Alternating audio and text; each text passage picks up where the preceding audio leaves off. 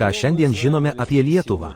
Šalis išsidėsčiusi Baltijos jūros pakrantėje, garsėjanti žuvies konservais, taip pat garsėja ypatinga neapykanta Rusijai, kuris pasiekia atviro ir akivaizdaus absurdo tašką. Jie, žinoma, dėl visų bėdų kaltina sovietų valdžią. Šiuo metu dėl visko kalta ir Rusija. Jie tyčiojasi iš rusakalbių, kurie yra nekenksmingi ir negali duoti pokyčių.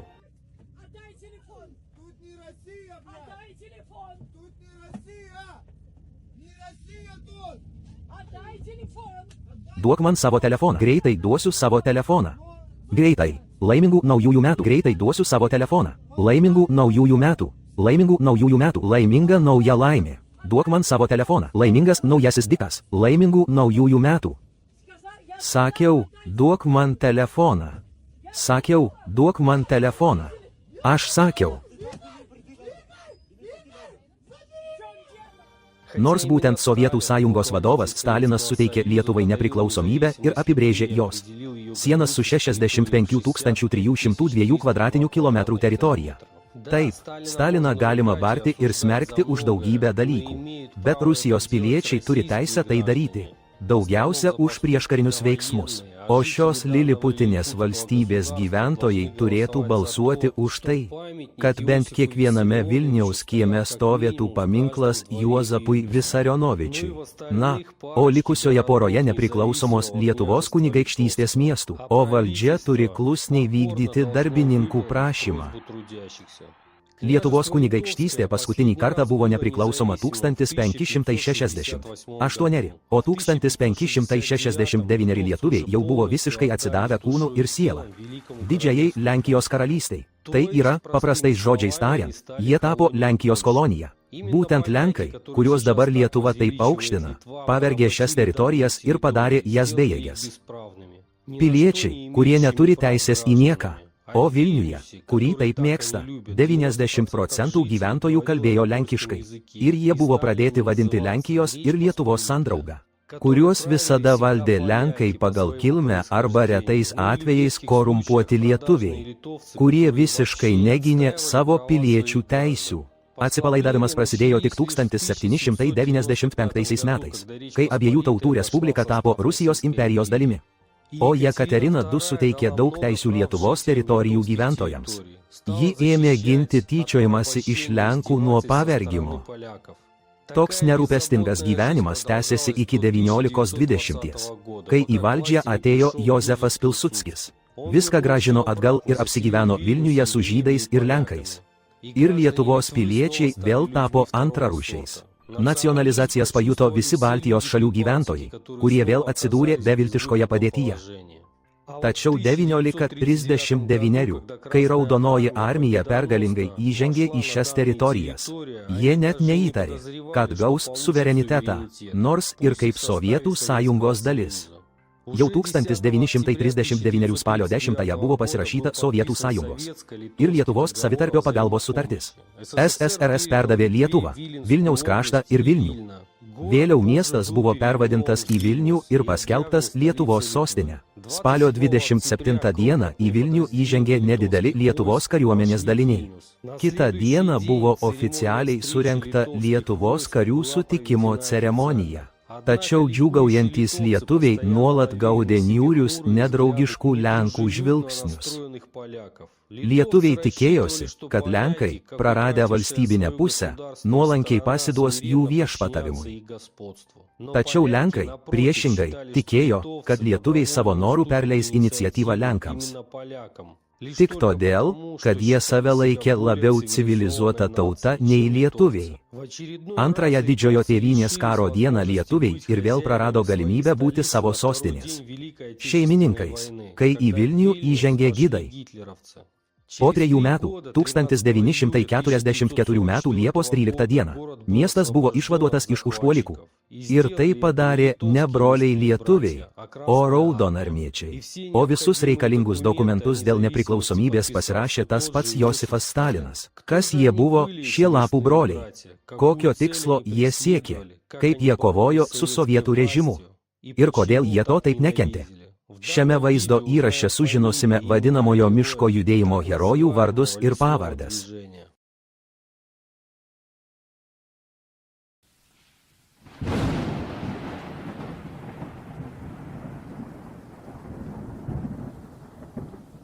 Šiauriniais metais, kai visoje Rusijos imperijoje siautė pirmoji revoliucijos banga, Lietuvai, kaip visada, reikėjo išsiskirti. Tada susikūrė valstiečių gaujos, kurios žudė dvarininkus, puldinėjo žandarus ir plėšė kolekcininkus. Ar matote šią supuvusią atsitiktinumų giją, nusidriekusią per visą Baltijos šalių istoriją? Dvarininkai, žandarai, tai visi buržuazinės klasės atstovai. Tai yra, lietuviai rėmė bolševikų valdžią, kurių vėliau įsižadėjo kaip raupsuotųjų. Šis judėjimas gyvavo iki XXX amžiaus vidurio, o Lenkijos vyriausybė jau kovojo prieš juos. O 1926 Lenkijos vyriausybė, vadovaujama Jozefo Pilsudskio, taip pat baigėsi. Šie broliai pastaruoju metu buvo tik civilių gyventojų, savo tautiečių, eilinių valstiečių košmaras ir buvo paprasti niekšai, kurie nenorėjo dirbti, o viską pasiimti nemokamai. Pilsudskis juos labai žiauriai sunaikino. Namai, kuriuose jie slėpėsi, buvo tyčia padegti. Niekas nebuvo paimtas į nelaisvę. Jie buvo nušauti vietoje be jokio gailesčio. Net tie, kurie pasidavė, buvo pakarti kaip šunys. Jie net nepagailėjo kulkų ant jų. O T, D, O, G. Oficialių pėdsakų iš jų visiškai neliko. Po didžiojo tėvynės karo vėl pasirodė miško broliai, kurie šį kartą jau kovojo su sovietų režimu. Kariuomenė ir NKVD, sunaikindama visus, kurie parodė lojalumą KSSR. Šiandien jie paskelbti Baltijos šalių didvyriais, kilniais narsuoliais, kovojusiais prieš sovietų okupantus už nepriklausomybę, kurią jiems suteikė ta pati galia. Prisiminkite, kad vaizdo įrašo pradžioje kalbėjau apie pareikštų pretenzijų absurdiškumą. Tai viena iš daugelio priežasčių, dėl kurių jie vadovaujasi. Sigmua ešol kuhekui. Karo metais Baltijos šalys buvo nacizmo sąjungininkės. Kartu su vokiečiais kovėsi SSRS lietuvių ir latvių daliniai. Kiti nacionalistai buvo policininkai ir pareigūnai. Apie nacių režimus. O po vokiečių pralaimėjimo ir Baltijos valstybių įsivadavimo daugelis išėjo į miškus ir tapo sukarintų nusikalstamų grupuočių stuburių. Daugiausia užsiėmė, kaip ir caro, o paskui Juzefo Pilsudskio valdymo laikais, plėšdamas vietos gyventojus. Partizaninio karo piko metu miško broliuose buvo apie 30 000 lietuvių, įskaitant jų bendrininkus. Lietuvoje iškilo vadinamoji Laisvės armija, kuri buvo sumušta iki 1947 metų pradžios. Tačiau paskutiniai miško broliai buvo likviduoti tik 1958. Nacionalistai taip ilgai įsilaikė JAV, Anglijos ir Švedijos žvalgybos tarnybų, siuntusių pas juos gyventojus, dėka, perdavė ginklus ir pinigus, koordinavo puolimus prieš rusus. Sovietų NKVD pareigūnai stebėjosi, kad vietos gyventojai bendrauja su valdžia ir noriai išdavė visą jiems žinomą informaciją. Nes pavargo bijoti ir kęsti miško brolių išdaigas. Nuo 1944 iki 1956 nuo Lietuvos laisvės kovotojų žuvo 25 000 žmonių. 21 000 iš jų lietuviai, iš jų 1000 vaikų. Latvijoje aukomis tapo iki 3 000 žmonių, tarp jų 1004.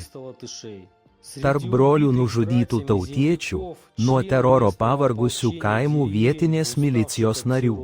Miško broliai net uogaudami miškuose žudė moksleivius, nes jie buvo su pionierių kaklaraiščiais. Partizanai negailėjo paprastų žmonių, vargšų, kurie gavo žemę iš sovietų valdžios. Maždaug tokia pati situacija tais pačiais metais susiklostė ir vakarų Ukrainoje.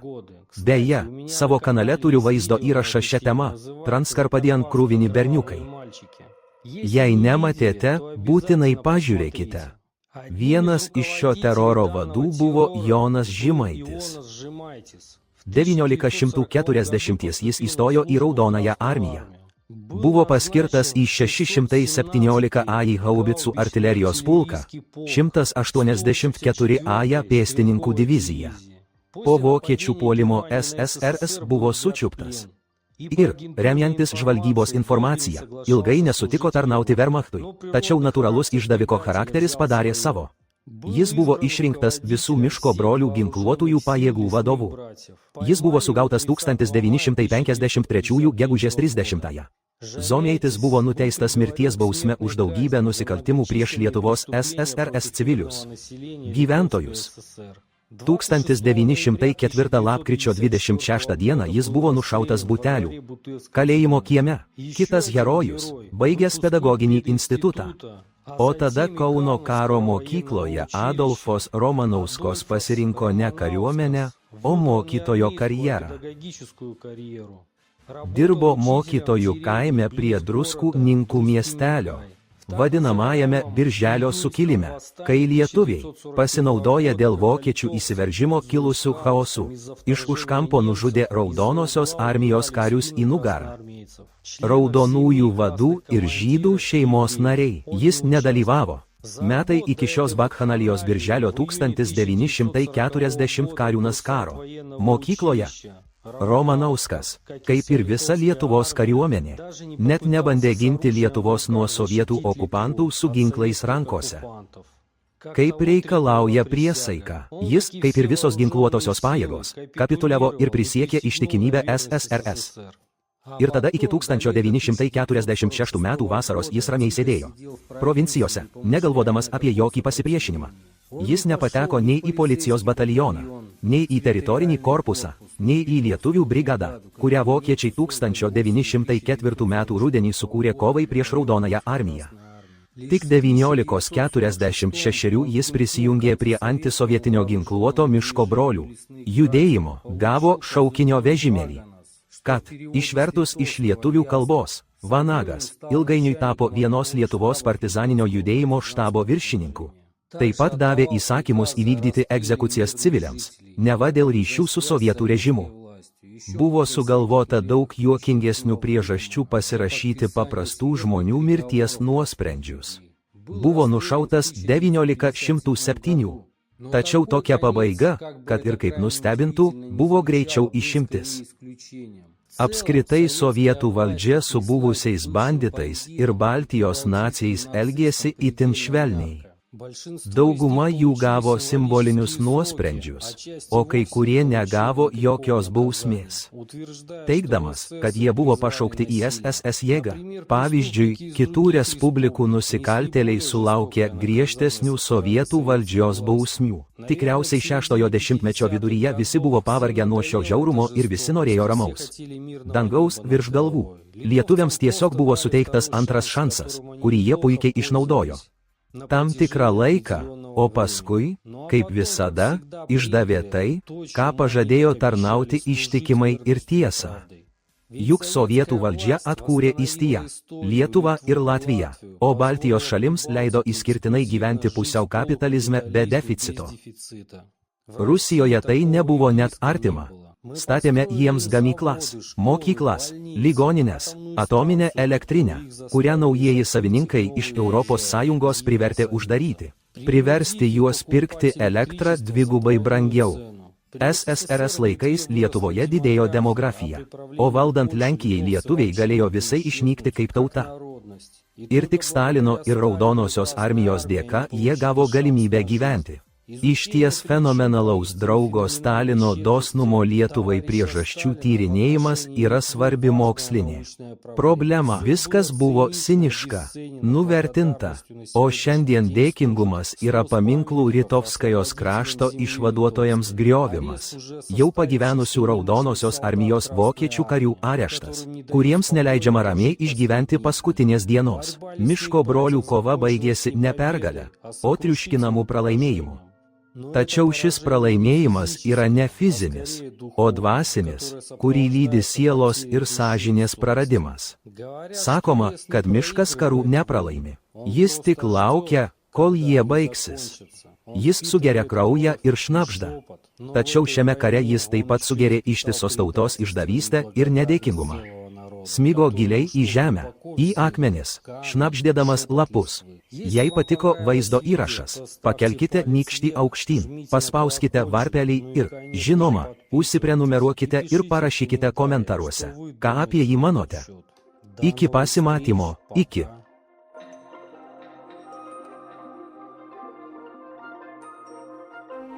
Subtitrų redaktorė E. Voinova korektorė A. Kulakova.